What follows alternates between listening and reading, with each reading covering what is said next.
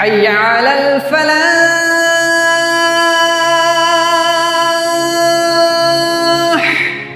إن الحمد لله نحمده ونستعينه ونؤمن به ونتوكل عليه ونعوذ بالله من شرور أنفسنا ومن سيئات أعمالنا من يهده الله فلا مضل له ومن يضلل فلا هادي له وأشهد أن لا إله إلا الله وحده لا شريك له وأشهد أن محمدا عبده ورسوله.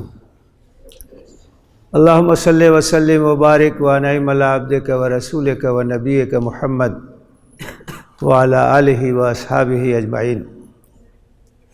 يا أيها الذين آمنوا اتقوا الله حق تقاته ولا تموتن إلا وأنتم مسلمون.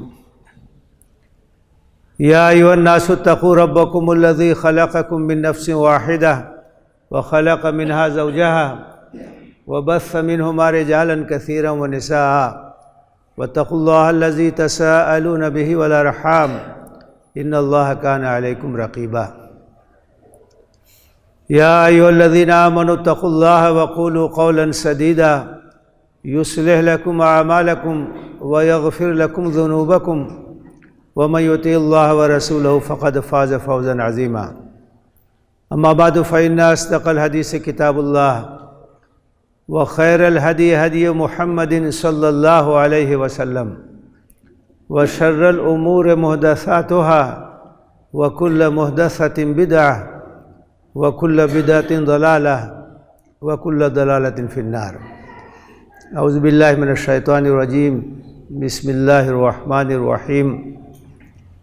وعد الله الذين آمنوا منكم وعملوا الصالحات ليستخلفنهم في الأرض كما استخلف الذين من قبلهم وليمكنن لهم دينهم الذي ارتضى لهم وليبدلنهم من بعد خوفهم أمنا يعبدونني لا يشركون بي شيئا ومن كفر بعد ذلك فأولئك هم الفاسقون. محترم حاضرین، ابھی آپ کے سامنے سورہ نور کی آیت نمبر 55 کی تلاوت کی گئی ہے. اس آیت کا ترجمہ یہ ہے: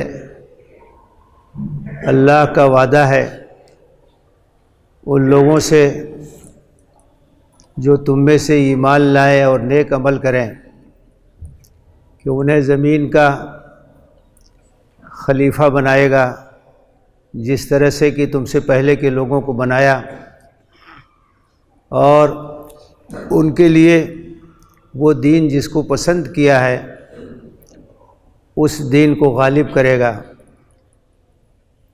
اور خوف کی حالت کو بدل کر امن کی حالت پیدا کر دے گا. وہ میری عبادت کریں گے اور کسی کو میرے ساتھ شریک نہیں ٹھہرائیں گے. اس کے بعد بھی جو کفر کا رویہ اختیار کرے تو وہی لوگ فاسق ہیں. اس آیت کریمہ میں اللہ تعالیٰ نے 3 وعدے فرمائے ہیں. ایک وعدہ تو استخلاف فی الارض کا ہے، دوسرا جو وعدہ ہے وہ تمکین دین کا ہے، اور تیسرا وعدہ خوف کی جگہ امن کی حالت پیدا کرنے کا ہے. یہ وعدہ کیا اللہ تعالیٰ نے کہ وہ تمہیں زمین کا خلیفہ بنائے گا، حکمراں بنائے گا، تمہارے ہاتھ میں زمام کار ہوگی اور تم حکومت کرو گے، اقتدار پر تم جلوہ افروز ہوگے اور دین غالب ہوگا. باقی ادیان مغلوب ہو جائیں گے، دین اسلام کو برتری اور غلبہ نصیب ہوگا، اور خوف کی حالت نہیں ہوگی، امن کی حالت ہوگی. امن اور سلامتی کے ساتھ رہو گے، آزادی کے ساتھ تم اللہ کی عبادت کرو گے. یہ وعدہ جن حالات میں کیا گیا وہ حالات بہت ہی مشکلات سے بھرے ہوئے تھے،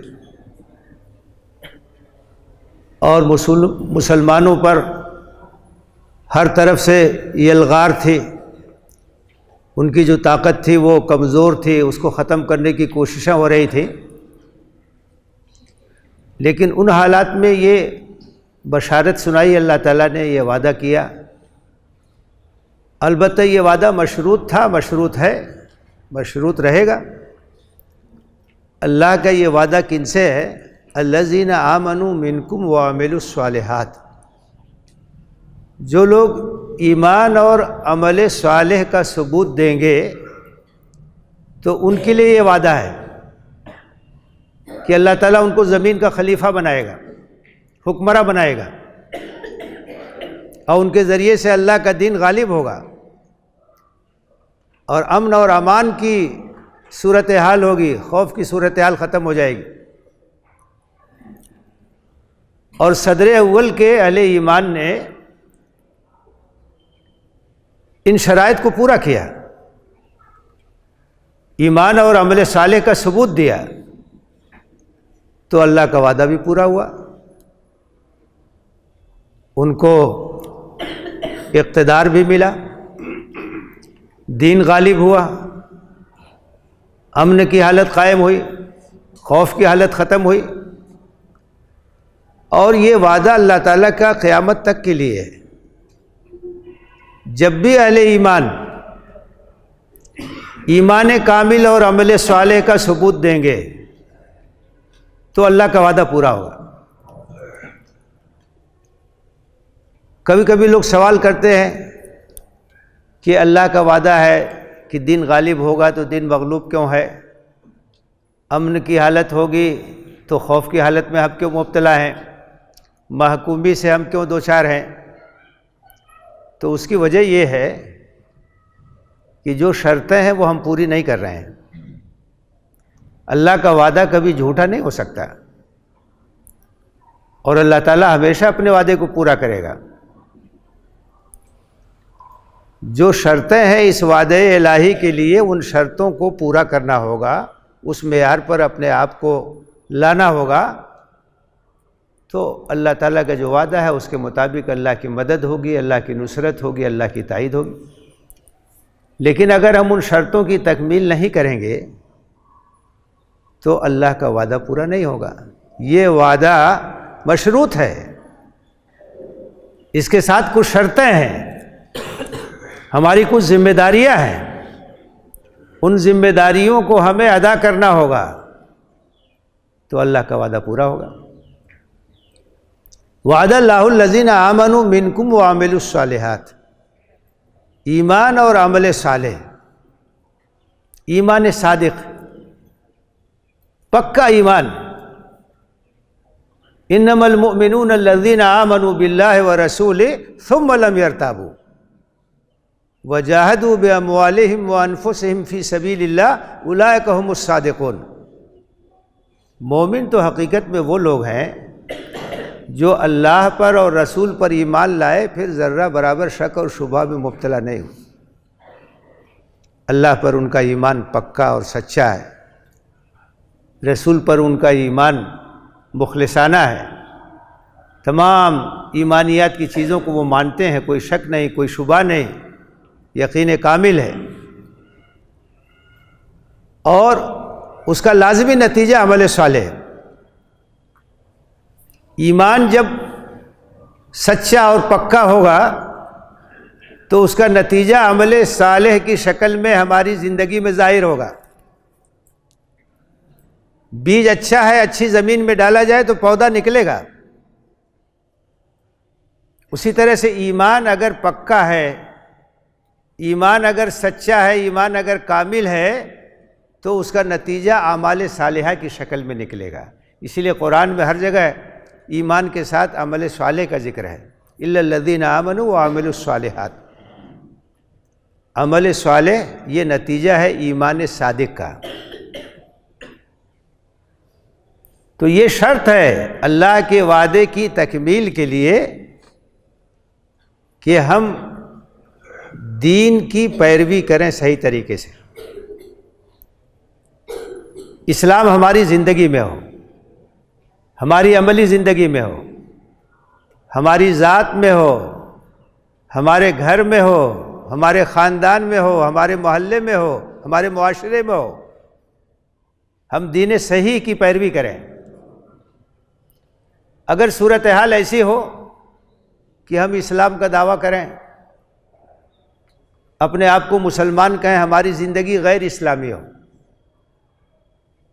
دین سے ہمارا تعلق کمزور ہو، ہمارا ایمان کمزور ہو، اللہ پر ہمارا یقین کمزور ہو،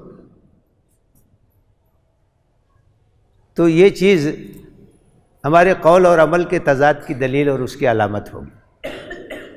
ہمارا ایمان صحیح ہونا چاہیے،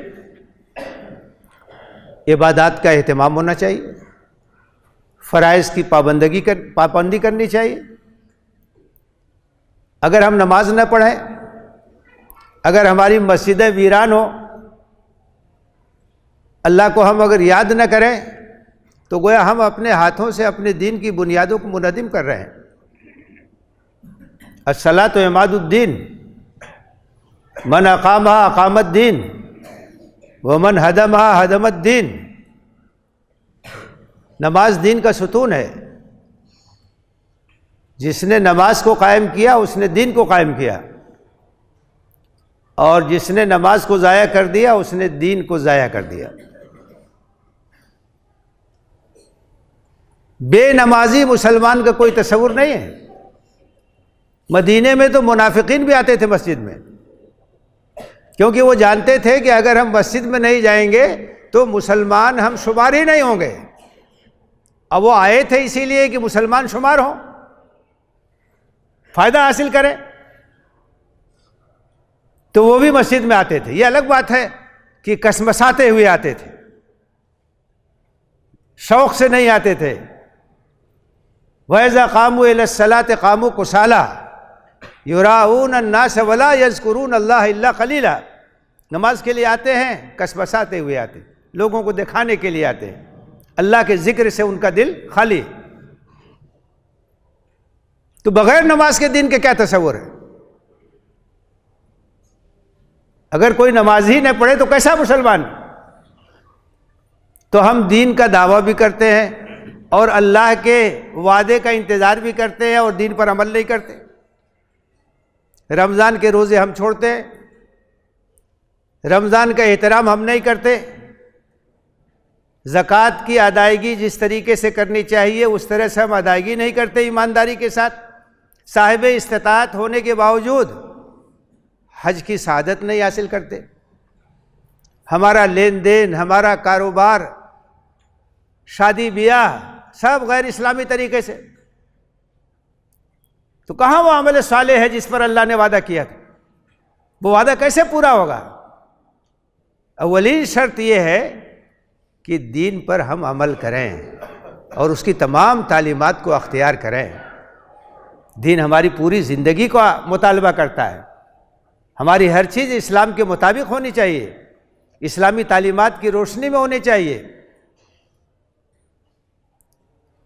وضع میں تم ہو نصارہ تو تمدن میں ہنود، یہ مسلمان ہیں جنہیں دیکھ کے شرمائے یہود۔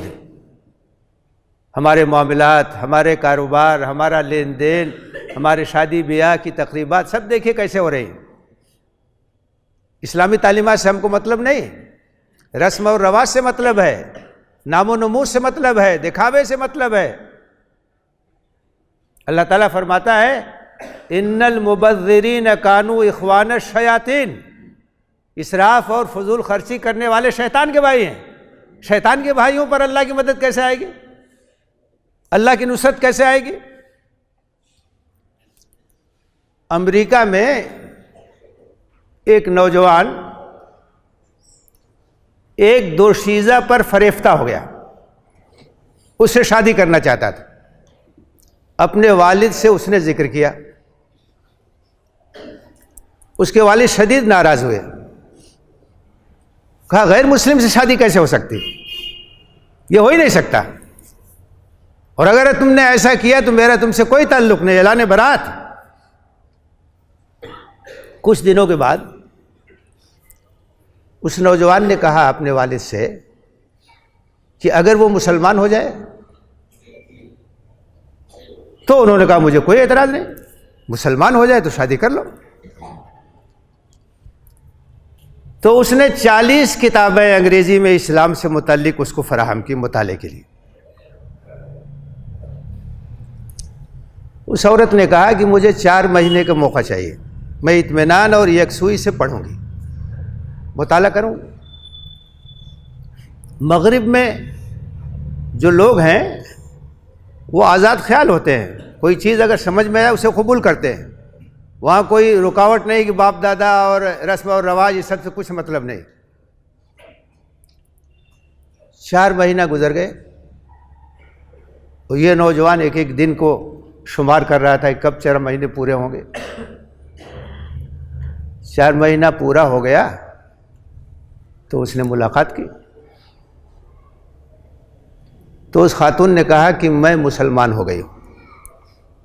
کتابوں کو پڑھا، اسلام کو پڑھا اور اس کی سمجھ میں آ گیا، تو اس نے کہا کہ میں مسلمان ہو چکی ہوں لیکن میں تم سے شادی نہیں کروں گی۔ اس نے کہا کیوں؟ کہا جو کچھ میں نے پڑھا اس کے مطابق تم مسلمان ہی نہیں ہو، میں تم سے کیسے شادی کر سکتی ہوں؟ جو کتابیں تم نے فراہم کی اور جو کچھ میں نے پڑھا اور جو کچھ میں نے اسلام کو سمجھا، تو اب میں یہ دیکھتی ہوں تو اس معیار کی روشنی میں تم مسلمان ہی نہیں ہو، میں تم سے کیسے شادی کر سکتی ہوں؟ تو ہمارا حال یہی ہو گیا ہے کہ بظاہر ہم مسلمان ہیں اور حقیقی معنی میں ہم اسلام سے دور ہیں، اور جب تک حقیقی معنوں میں مسلمان نہیں ہوں گے اس وقت تک اللہ کی مدد نہیں آ سکتی، اللہ کی نصرت نہیں آ سکتی ہے۔ اپنے آپ کو بدلنا ہوگا، اپنی زندگی کو بدلنا ہوگا، اپنے گھر کو بدلنا ہوگا، اپنی پسند اور ناپسند کو بدلنا ہوگا۔ اسلام تو یہ چاہتا ہے کہ من احب للہ و ابغض للہ و آتا للہ و منع للہ فقد استکمل الایمان۔ جو اللہ کے لیے محبت کرے، اللہ کے لیے دشمنی کرے، اللہ کے لیے کسی کو دے اور نہ دے تو اللہ ہی کے لیے نہ دے، اس نے ایمان کو مکمل کر لیا۔ یعنی ہر چیز پر حکمرانی جو ہو وہ ایمان کی ہونی چاہیے، دین کی ہونی چاہیے۔ ہمیں اس سے کوئی مطلب نہیں کہ دنیا کیا کہے گی، رسم اور رواج کیا ہے، ہمیں بس اس سے مطلب ہونا چاہیے کہ اللہ اور اس کا رسول کیا کہہ رہا ہے۔ ما آتاکم الرسول فخذوہ وما نہاکم عنہ فانتہوا۔ صحابہ کو کامیابی ملی اور اللہ کی مدد آئی، اللہ کی نصرت آئی، ان کے سامنے اللہ اور رسول کے رضا کے علاوہ کچھ نہیں تھا، کسی چیز کی کوئی اہمیت نہیں۔ ایک صحابی تھے، مفتوحہ علاقے میں کھانا کھا رہے تھے، لقمہ گر گیا، انہوں نے اٹھایا، صاف کیا، کھا لیا۔ مقامی مسلمانوں نے کہا کہ یہاں کے لوگ اسے پسند نہیں کریں گے، یہاں تہذیب کے خلاف یہ بات ہے۔ تو انہوں نے کہا اترک سنت حبیبی لہؤلاء الصفحاء، ان بیوقوفوں کو خوش کرنے کے لیے میں اپنے حبیب اور اپنے رسول کی سنت کو چھوڑ دوں؟ میرے نزدیک تو اللہ کے رسول نے جو کہا میں اسے اختیار کروں گا۔ جو عزت ملتی ہے اسلام کی وجہ سے ملتی ہے، تو شرط ہے ایمان اور عمل صالح۔ اپنے آپ کو بدلیے، اپنے معاشرے کو بدلیے، اپنے گھر کو بدلیے، اسلامی تعلیمات پر عمل کیجئے، اس کے بعد اللہ کی مدد، اللہ کی نصرت، اللہ کی تائید سب نازل ہو۔ اور دوسری چیز یہ ہے کہ ہمارے اندر صبر اور تقوی ہونا چاہیے۔ چالیں اور چال بازیاں تو ہوتی رہی ہوں گی، دشمنوں کی سازشیں کبھی کم نہیں ہوں گی۔ وَمَكْرُوا مَكْرَهُمْ وَعِندَ اللَّهِ مَكْرُهُمْ وَإِنْ كَانَ مَكْرُهُمْ لِتَزُولَ مِنْهُ الْجِبَالُ۔ مکر کیا انہوں نے، اللہ کو خوب واقفیت ہے ان کے مکر کی، اور مکر تو ایسا ہے کہ پہاڑ کو ہلا دے، ایسی ایسی سازشیں ہیں۔ لیکن ان حالات میں ہمیں کیا کرنا چاہیے؟ وَإِن تَصْبِرُوا وَتَتَّقُوا لَا يَضُرُّكُمْ مَكْرُهُمْ شَيْئًا إِنَّ اللَّهَ بِمَا يَعْمَلُونَ مُحِيطٌ۔ اگر تم صبر اور تقوی کی روش پہ قائم رہے تو ان کی چال بازیاں اور ان کی سازشیں تم کو قطعاً نقصان نہیں پہنچا سکیں گی۔ اللہ تعالیٰ ہر طرف سے احاطہ کیے ہوئے ہے۔ ہمارے اندر ثابت قدمی ہونی چاہیے، ہمارے اندر ثبات ہونا چاہیے، ہمارے اندر اللہ پر توکل اور اللہ پر بھروسہ ہونا چاہیے، اپنے موقف پر ڈٹنے کی صلاحیت ہونی چاہیے، اپنے ایمان پر، اپنے اصول پر، اپنے عقیدے پر صبر کا ثبوت دیں، تقوی کا ثبوت دیں، خدا ترسی کا ثبوت دیں، تو دشمنوں کی چالیں ناکام ہو جائیں گی۔ لیکن اگر ہم بے صبری کریں گے، اگر ہم خدا ترسی کا ثبوت نہیں دیں گے، اگر ہم عجلت پسند ہوں گے، اگر ہم استعجال سے کام لیں گے، تو ظاہر ہے کہ دشمن اپنی چالوں میں کامیاب ہو جائیں گے۔ تو یہ شرط ہے کہ ہمارے اندر ہمت ہونی چاہیے، ثابت قدمی ہونی چاہیے، جمنے کی صلاحیت ہونی چاہیے، استقامت ہو تو اللہ کی مدد آتی ہے، اللہ کی نصرت آتی ہے۔ آپ نے ابھی مشاہدہ کیا جو کچھ ہو رہا ہے فلسطین میں، مجاہدین نے استقامت کا ثبوت دیا، پامردی کا ثبوت دیا، اولو العزمی کا ثبوت دیا، شجاعت اور بہادری کا ثبوت دیا۔ ان کے پاس سر و سامان نہیں ہے، دشمن کے پاس بہت سر و سامان، اور ساری دنیا مدد کر رہی دشمن کی، بڑی بڑی طاقتیں لگی ہوئی ہیں، وہ اسلحہ بھی دے رہے ہیں، سیاسی سطح پر، سفارتی سطح پر بھی تائید کر رہے ہیں، سب لوگ لگے ہوئے ہیں۔ لیکن اس کے باوجود صبر کے ذریعے سے، تقوی کے ذریعے سے، استقامت کے ذریعے سے مجاہدین ڈٹ کر ان کا مقابلہ کر رہے ہیں۔ دشمن جنگ بندی پہ مجبور ہے، اپنے ارادوں میں کامیاب نہیں ہو رہا۔ موازنہ کر کے آپ دیکھیں گے تو زمین اور آسمان کا فرق ہے، وسائل کے لحاظ سے، دنیاوی ساز و سامان کے لحاظ سے زمین اور آسمان کا فرق ہے، لیکن ان کے پاس ایمان کی طاقت ہے، ان کے پاس اللہ پر بھروسے کی طاقت ہے، جواں مردی ہے، ثابت قدمی ہے۔ ان کے بوڑھے، ان کی عورتیں، ان کے بچے جس اولو العزمی کا ثبوت دے رہے ہیں وہ ایک مثال ہے دنیا کے لیے۔ ان حالات میں ہونے کے باوجود بھی ان کے جو بیانات ہیں، ان کی جو تصویریں آتی ہیں، آپ دیکھیے ماتھے پہ شکن نہیں ہے، ان کے چہرے پر ایک رونق ہے، ایک روحانیت ہے، ایک ایمانی جذبہ ہے جو نظر آتا ہے۔ کیا ہے؟ وَإِن تَتَّقُوا وَإِن تَصْبِرُوا وَتَتَّقُوا لَا يَضُرُّكُمْ كَيْدُهُمْ شَيْئًا۔ تو مسلمانوں کو اپنا مزاج ایسا بنانا چاہیے کہ بزدلی نہ ہو، ڈر نہ ہو، خوف نہ ہو، اللہ پر بھروسہ کرنے والے ہوں، مرعوب ہونے والے نہ ہوں، گھبرانے والے نہ ہوں۔ حضرت خالد بن ولید جب جاتے تھے لشکر لے کر کے، تو دشمنوں کے سپہ سالار کو لکھتے تھے اسلام قبول کر لو، نہیں تو اطاعت قبول کر لو، اسلامی حکومت کے ماتحت رہنے کے لیے تیار ہو جاؤ، ورنہ ہم ایسے لوگوں کو لے کے آ رہے ہیں جو موت کو اس طرح سے چاہتے ہیں جس طرح سے تم زندگی کو چاہتے ہو۔ یہی فرق ہے، ہم ایسے لوگوں کو لے کے آ رہے ہیں، ہمارے لشکر میں ایسے سپاہی ہیں جو موت کو اس طرح سے چاہتے ہیں جس طرح سے تم زندگی کو چاہتے ہو۔ یہی فرق ہے۔ اہل ایمان اسی وجہ سے کامیاب ہوتے ہیں، وہ اللہ کے راہ میں اگر مارے جائیں تو انہیں کوئی ڈر نہیں، کوئی خوف نہیں ہے، جانتے ہیں کہ شہادت کا مقام تو سب سے اونچا مقام، جان ہتھیلی پہ لے کر کے وہ میدان میں جاتے ہیں۔ ایک صحابی کے جسم میں نیزہ لگا تو ان کی زبان سے کیا نکلا؟ فزت ورب الکعبہ، رب کعبہ کی قسم میں کامیاب ہوں۔ جس نے جان دی تھی اس کے راہ میں میری جان چلی گئی، اس کے علاوہ اور کیا ہو سکتا ہے؟ اس سے بڑی کامیابی کیا ہو سکتی ہے؟ تو یہ بہادری اور یہ استقامت جس کا مظاہرہ آج بھی ہو رہا ہے، جس کا مشاہدہ آج بھی ہو رہا ہے، دنیا حیران ہے۔ ایسی خبریں آ رہی ہیں کہ مغرب میں نوجوان اور خاص طور سے نوجوان لڑکیاں وہ قرآن خرید رہی ہیں، انگریزی قرآن خرید رہی ہیں، قرآن پڑھ رہی ہیں کہ آخر یہ ہمت، یہ شجاعت کہاں سے پیدا ہوئی ہے؟ لوگوں ایسی بہادری کا مشاہدہ جو ہم کر رہے ہیں، اس کا منبع کیا ہے، اس کا سرچشمہ کیا ہے، کیا اس کا راز ہے؟ قرآن کا ترجمہ خرید کر کے پڑھا جا رہا ہے، اسلام کو سمجھنے کی کوشش کی جا رہی ہے۔ تو میرے بھائیوں اور میرے بزرگوں، اللہ کا وعدہ سچا ہے، ہر دور کے لیے ہے، قیامت تک کے لیے ہے۔ جب بھی ہم ایمان اور عمل صالح کا ثبوت دیں گے، اللہ کی تائید اور اللہ کی نصرت شامل حال ہوگی، اور اللہ تعالی ہماری مدد فرمائے گا۔ جو اس کا وعدہ استخلاف فی الارض کا ہے، تمکین دین کا ہے، امن کی حالت پیدا کرنے کا ہے، وہ وعدہ پورا ہوگا۔ اللہ ہمیں ان کاموں کو کرنے کی توفیق دے جو ہمارے اوپر فرض ہے، جو ہماری ذمہ داریاں ہیں، ان شرائط کی تکمیل کی اللہ تعالی ہمیں توفیق دے جن کے ذریعے سے اللہ کی تائید اور اللہ کی نصرت حاصل ہوتی ہے۔ اپنے حالات کو بدلنے کی اللہ تعالی ہمیں توفیق دے۔ فلسطین کے مجاہدین کی مدد کرے، ان کو استقامت نصیب کرے، ان کی دشمنوں کی چالوں کو ناکام بنائے، اور فتح اور نصرت سے ان کو ہمکنار کرے۔ آمین۔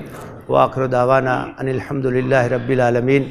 اقول قولی ھذا واستغفر اللہ لی ولکم اجمعین فاستغفروہ انہ هو الغفور الرحیم۔